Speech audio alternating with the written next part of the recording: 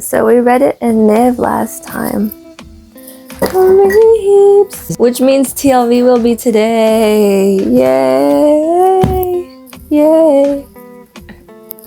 You guys ain't ready for it. Nobody's ready for it, so don't worry. Whatever parts you're not ready for, just take them in stride. Okay. I always thank my God for you because of God's grace that was given to you in Messiah, Yeshua. For in him you were made rich in every way, in all speaking and all knowledge, just as the evidence of Messiah was confirmed among you. So you are not lacking in any spiritual gift as you eagerly wait for the revealing of our Lord Yeshua the Messiah. He will also strengthen you until the end, blameless in the day of our Lord Yeshua the Messiah. God is faithful, through whom you were called into the fellowship of his Son, Yeshua the Messiah, our Lord. Wow, it's really making it clear right now. Concerned about disunity. Now, verse 10. I urge you, brothers and sisters, through the name of our Lord Yeshua the Messiah, that you will all speak the same thing, and that there be no divisions among you, and that you be united in the same mind and in the same purpose. For this has been reported to me concerning you, my brothers and sisters, by those who are from Chloe's household, that there are rivalries among you. I say this because you are each saying, I follow Paul, I follow Apollos, or I follow Kepha, or I follow Messiah. Has Messiah been divided? Paul wasn't crucified for you, was he? Or were you immersed into the name of Paul? I thank God that I am except Crispus, such a cute name, and Gaius, so that no one should say I had immersed you into my own name. As also no mistakes were made there. Thankfully, I also immersed the household of Stephanas besides them. I don't recall if I immersed anyone else. For Messiah sent me not to immerse, but to proclaim the good news. Not with cleverness of speech, so that the cross of Messiah would not be made of no effect. Wow. Okay. Whose wisdom is foolish? And my stomach is still growling. For the message of the cross is foolishness to those who are perishing, but to us who are being saved in its power of God. For it is written, I will destroy the wisdom of the wise and bring to nothing the understanding of the intelligent. Where is the wise one?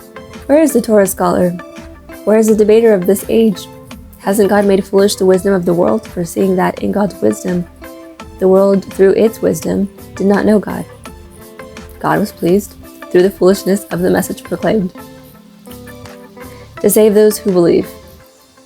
For Jewish people ask for signs and Greek people seek after wisdom, but we proclaim Messiah crucified, a stumbling block to Jewish people and foolishness to gentle people. But to those who are called both Jewish and Greek people, Messiah, the power of God and wisdom of God. Foolishness of God is wiser than men, and the weakness of God is stronger than men. For you see your calling, brothers and sisters. Not many are wise according to human standards. Not many are powerful, and not many are born well. Yet God chose those foolish things of the world so he might put to shame the wise.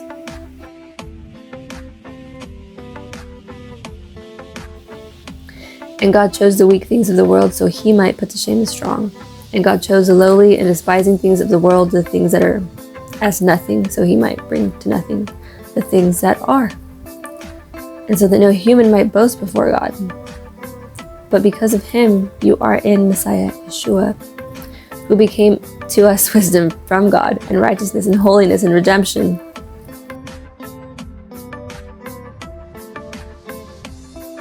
So that just as it was written, let him who boasts, boast in Adonai. And so this brings us to wisdom that rests on God's power. There are parts that we may not understand right away, and that's okay, but they will come to us. Be patient in your understanding.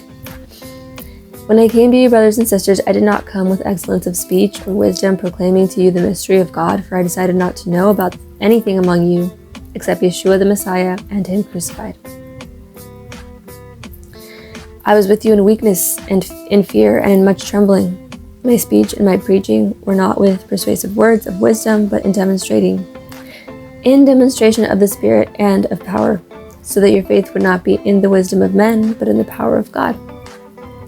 We do speak wisdom, however, among those who are mature, but not a wisdom of this age, or of the rulers of this age, who are coming to nothing. Rather, we speak of God's wisdom in a mystery, a wisdom that has been hidden, which God destined for our glory before the ages. None of the rulers of this age understood it.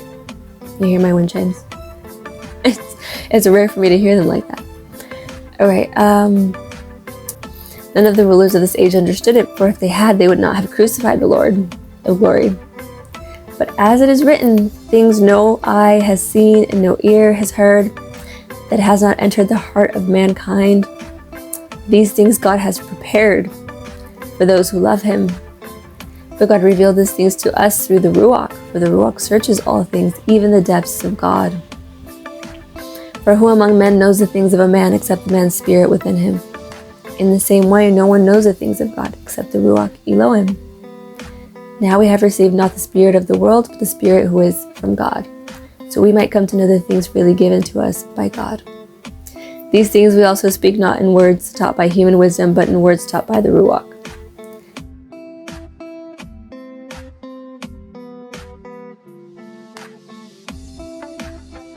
Explaining the spiritual to the spiritual. Now a natural man does not accept the things of the Ruach Elohim, for they are foolishness to him, and he cannot understand them, because they are spiritually discerned. But the one who is spiritual discerns all things, and he himself is discerned by no one. Or who has known the mind of Adonai, that he will instruct him? But we have the mind of Messiah. That is of Jesus, of course. And I, brothers and sisters, could not speak to you as spirit-filled, but as worldly, as infants in Messiah.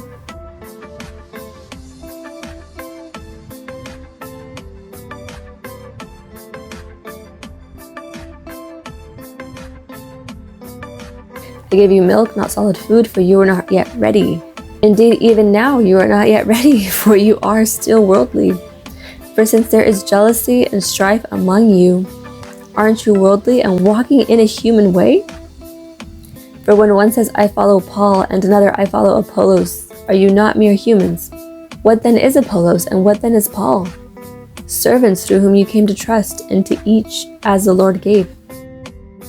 I planted, Apollos watered, but God gave the increase. So neither the one who plants nor the one who waters is anything, but only God who makes things grow. Now he who plants and he who waters work as one, but each will receive his own reward according to his own labor. For we are God's co-workers. You are God's fields, God's building. According to the grace of God which was given to me, like a skilled master builder, I laid a foundation, and another builds on it. But let each consider carefully how he builds on it. For no one can lay on another foundation than what is already laid, which is Yeshua, the Messiah. Now, if anyone builds the foundation with gold, silver, precious stones, wood, hay, straw, each one's work will become clear, for the day will show it, because it is to be revealed by fire, and the fire itself will test each one's work, what sort it is. If anyone's work built on the foundation survives, he will receive a reward. If anyone's work is burned up, he will suffer loss.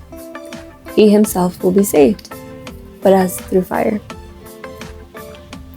Didn't you know that you are God's temple, and the Ruach Elohim dwells among you? If anyone destroys God's temple, God will destroy him, for God's temple is holy, and you are that temple. Let no one deceive himself. If anyone thinks he was wise in this age, let him become a fool, so he may become wise. For the wisdom of the world is foolishness in the sight of God. For it is written, he catches the clever in their craftiness. And again, the Lord knows the thoughts of the wise, that they are useless.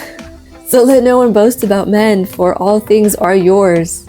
Whether Paul or Apollos or Kepha or the world or life or death, all things present or things to come, all are yours. And you are Messiah's, and Messiah's is God's.